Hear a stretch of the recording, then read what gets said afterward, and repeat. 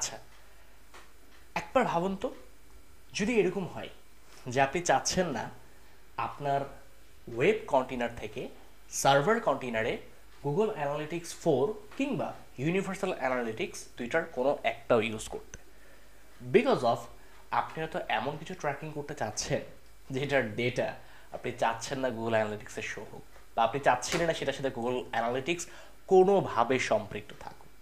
But আমরা যেগুলো দেখেছি প্রত্যেকটা জায়গাতে আমরা দেখতে পাচ্ছি যে আমাদের ওয়েব কন্টেনার থেকে একটা ডেটাকে বের করে দেওয়ার জন্য বা নিয়ে যাওয়ার জন্য মিডিয়াম হিসেবে কাজ করছে মাঝখানে গুগল অ্যানালিটিক্স। সো কেমন হয় যদি আমরা গুগল অ্যানালিটিক্সকে বাদিয়ে এই কাজটা করতে পারি? জি, সেটাও সম্ভব, এবং সেটা খুব ভালোভাবেই সম্ভব। আজকের এই ভিডিওতে আমরা সেটা নিয়ে আলোচনা করার চেষ্টা করব। ব্যাপারটা খুবই ইজি। আপনাকে জাস্ট সিম্পলি একটা কাস্টম টেমপ্লেট ইউজ করতে হবে যেটার নাম হচ্ছে ডাটা ট্যাগ। সো এই টেমপ্লেটটা যদি আপনি আপনার ওয়েব কন্টেনারে ব্যবহার করেন তাহলে খুব সুন্দরভাবে এই ডাটা ট্যাগ আপনার ওয়েব কন্টেনারের কোনো নির্দিষ্ট ইভেন্টকে সে মানে খুব ভালোভাবে সে বের করে নিয়ে যেতে পারবে, এবং সে এটাকে রিসিভ করতে পারবে। সার্ভার কন্টেনারে এটাকে রিসিভ করার জন্য ডাটা ক্লায়েন্ট নামে আরেকটা টেমপ্লেট আপনাকে ব্যবহার করতে হবে। তো চলুন আমরা একটু বিষয়টা প্র্যাকটিক্যালি দেখি, তাহলে আশা করি অনেক সহজে আপনারা বিষয়টা বুঝতে পারবেন। আমরা টেমপ্লেটে চলে যাচ্ছি। টেমপ্লেট থেকে হচ্ছে আমরা এখানে চলে যাচ্ছি ট্যাগ টেমপ্লেটে, ট্যাগ টেমপ্লেটস, এখানে আমরা চলে যাচ্ছি নিউতে, এবং এখান থেকে আমরা ইম্পোর্টে ক্লিক করছি। আচ্ছা, ইম্পোর্ট করার আগে একটা বিষয় আপনারা দেখিয়ে নেই, এই দুটো ফাইল আপনাদের সাথে সোর্স ফাইলের মধ্যে দেওয়া থাকবে, সো ভয় পাওয়ার কিছু নেই। আমরা জাস্ট এই দুটোকে একটু এক্সট্রাক্ট করে নিই। ওকে, আমাদের এখন এটা লাগবে। সো আমরা ডাটা ট্যাগ মেইন যেটা সেখানে যাচ্ছি, এবং এখান থেকে এই যে টেমপ্লেট টিপিএল আমরা জাস্ট এটাকে এখানে বের করে দিচ্ছি। ওকে, সো এবার ইম্পোর্টে গিয়ে জাস্ট আমি ডেস্কটপে চলে যাচ্ছি। এই যে টেমপ্লেট টিপিএল এটাকে জাস্ট ক্লিক করলে এটা এখানে চলে আসবে, একটু সময় লাগতে পারে। ওকে, চলে আসছে। আমি টার্মস অ্যান্ড কন্ডিশন অ্যাগ্রি করে এটাকে সেভ করে নিচ্ছি। সো এটা সেভ হয়ে গিয়েছে। সেমভাবে সার্ভার সাইডে আমরা ক্লায়েন্টের জন্য, বিকজ অফ ক্লায়েন্ট তো এটাকে রিসিভ করবে, তাই না? সো অ্যাজ এ ক্লায়েন্ট হিসেবে আমরা এটাকে চাচ্ছি। সো আমি ক্লায়েন্ট টেমপ্লেটসে গিয়ে নিউতে ক্লিক করছি, এবং এখন আমার এটা লাগবে না, এখন আমার লাগবে ক্লায়েন্টের টেমপ্লেট ডট টিপিএল, এই ফাইলটা। জাস্ট ইম্পোর্টে ক্লিক করছি, অ্যান্ড টেমপ্লেট টিপিএল দিয়ে দিচ্ছি, এটা এখানে নিয়ে নিবে। ওকে, সো আমাদের ডাটা ক্লায়েন্টও হয়ে গেছে, ডাটা ট্যাগও হয়ে গেছে। ওকে, ডাটা ট্যাগও কমপ্লিট, ডাটা ক্লায়েন্টও কমপ্লিট। সো আমি একটু ব্যাকে চলে আসি, ট্যাগে চলে যাচ্ছি। ট্যাগে গিয়ে আমি সাপোজ হতে চাচ্ছি যে আমাদের আমি জাস্ট একটা সিম্পল জিনিস করে দেখাই যে আমাদের যে পেজ ভিউটা আছে, আমি জাস্ট পেজ ভিউটাকে চাচ্ছি ডাটা ট্যাগের থ্রুতে বাকি জায়গাতে পাস করে দেওয়ার জন্য। আমি এটাকে অফ করে দিই। আমাদের GA4 যেটা বেজ আছে, আমি একটু এখান থেকে এটাকে অফ করে দিই। GA4 পেজ কোথায় গেলো? এই যে GA4 পেজ ভিউ যেটা আছে, আমি এখান থেকে সাপোজ আমাদের সার্ভার ইউআরএল যেটা আছে আমি এটাকে আপাতত অফ করে দিচ্ছি। ঠিক আছে, সেভ করে দিলাম। ওকে, সো এখন হচ্ছে আমাদের GA4 থেকে কিংবা ইউএ থেকে কোনোভাবেই ডেটা সার্ভার সেটে যাওয়ার প্রশ্নই ওঠে না। সো ডাটা এবার কে পাঠাবে? ডাটা পাঠাবে ডাটা ট্যাগ। সো কোথায় পাবো তাকে? এই যে সিম্পলি ডাটা ট্যাগ চলে আসছে, ক্লিক করুন। এখানে আপনি কী ধরনের ডাটা পাঠাবেন? পেজ ভিউ নাকি আদার্স কোনো বিষয়? আমি পেজ ভিউ ডাটা পাঠাবো। এখানে আপনাকে দুটা বিষয় দিতে হবে। Number 1, GTM server URL. So server ইউআরএলটা আমরা খুব ইজিলি পেয়ে যাবো অ্যাডমিন থেকে। যদি অ্যাডমিনে চলে যাই, এখান থেকে আমরা খুব সহজেই এটা পেয়ে যাবো। এটা হচ্ছে আমাদের সার্ভার ইউআরএল। আর GTM server preview HTTP header, এটা কোথায় পেতে পারি? খুবই সিম্পল। আমরা যদি ওয়ার্ক স্পেসে চলে আসি, প্রিভিউতে যদি আমি ক্লিক করি, প্রিভিউতে ক্লিক করলে আপনার সামনে যে প্রিভিউ ইন্টারফেসটা আসে, এখানে আপনি যদি 3 ডটের উপর ক্লিক করেন, দেন সেন্ড রিকোয়েস্ট ম্যানুয়ালি এখানে ক্লিক করে GTM server preview HTTP header, এখান থেকে জাস্ট এটাকে কপি করে নেবেন, নিয়ে এখানে বসিয়ে দিবেন। That's it. Then triggering all pages, then data tag সংক্ষেপে দিচ্ছি, এবং পেজ ভিউ নাম দিয়ে আমি এটাকে সেভ করে দিচ্ছি। এবার ডাটা ক্লায়েন্ট যে এটাকে রিসিভ করবে, তার তো একটা নাম দিয়ে সেভ করতে হবে, তাই না? কী করা যায়? নিউতে ক্লিক করে ক্লায়েন্ট কনফিগারেশন, ডাটা ক্লায়েন্ট, নাম দিচ্ছি আমি ডাটা ক্লায়েন্ট। এই যে নামটা দিলাম, এই নামটাই এবার ওইখানে গিয়ে চেঞ্জ করে দিব ট্রিগারে। ট্রিগারে চলে যাচ্ছি।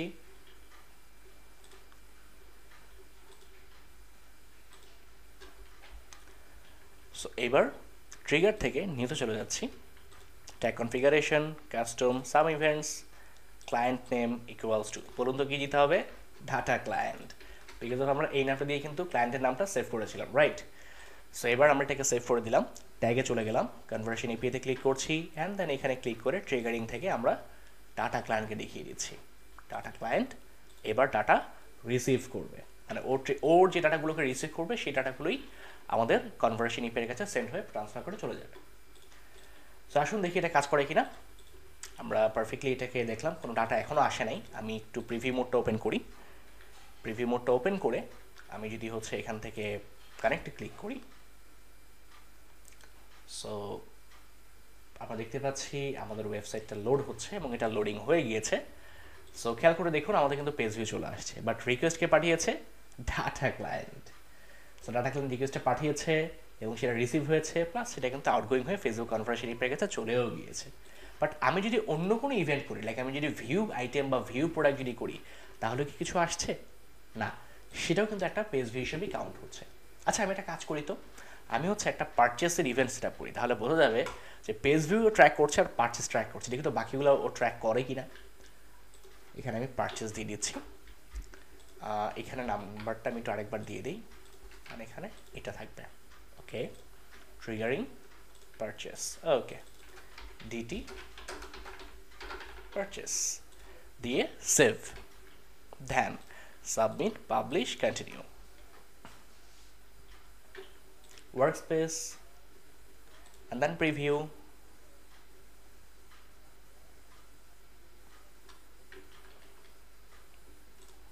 ওকে, সো প্রিভিউ হয়ে গিয়েছে। আমরা আবারও দেখতে পাচ্ছি পেজ ভিউ চলে আসছে একটা। এবার আমি বাকি পেজগুলোকে ভিউ করে একটা প্রোডাক্ট অর্ডার করে দিই।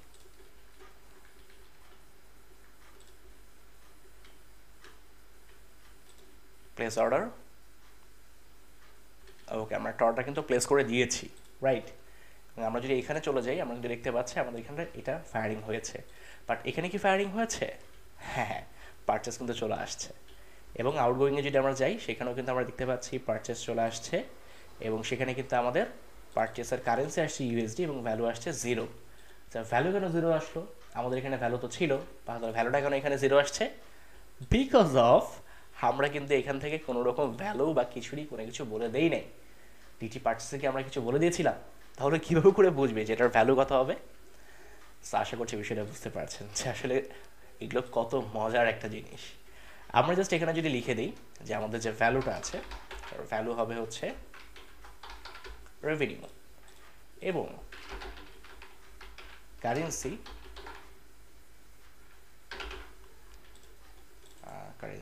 কারেন্সি এটা হবে হচ্ছে কারেন্সি কোড। জাস্ট বসিয়ে দিলাম, সেভ। আমরা তো কিছু বলেই দিই একটু আগে, সো যদি বলে না দিই তাহলে কীভাবে করে বুঝবে যে এই প্রোডাক্টের ভ্যালু কত? হয়তো বলতে হবে, তাই না? সো আমরা সেটা বলে দিলাম এখন।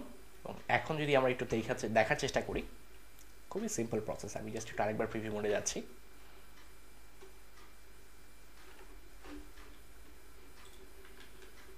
দেন এখানে ক্লিক করছি, একটা প্রোডাক্ট আমি ভিউ করছি 244.90 সেলর একটা প্রোডাক্ট। সো আমি এটাকে পারচেস করে ফেলি, প্লেস অর্ডার। সো এটা প্লেস অর্ডার হয়ে গেছে, এবং পারফেক্টলি আমি যদি এখানে যাই, পারচেস আরেকটা হয়ে গেছে। সো এই যে পারচেস, এখন যদি ক্লিক করি, খেয়াল করে দেখুন এখন কিন্তু পারফেক্টলি ভ্যালু চলে আসছে এবং কারেন্সিও কিন্তু চলে আসছে। সো আশা করছি বিষয়গুলো বুঝতে পারছেন কতটা ভালো করে বিষয়গুলো আসলে করা যায় এবং কতটা পারফেক্টলি বিষয়গুলোকে আসলে অ্যানালাইসিসও করা যায়। ঠিক আছে, সো এই হচ্ছে মূলত বিষয়।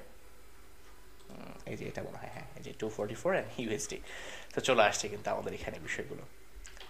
সো আশা করি বুঝতে পেরেছেন কীভাবে করে আপনি গুগল অ্যানালিটিক্স 4 এবং ইউনিভার্সাল অ্যানালিটিক্স এগুলোকে বাদেও ডাটা ট্যাগ এবং ডেটা ক্লায়েন্টকে ব্যবহার করে কত ইজিলি ডেটা ট্র্যাকিং করতে পারবেন ফেসবুক কনভার্সন এপিআই এর থ্রুতে।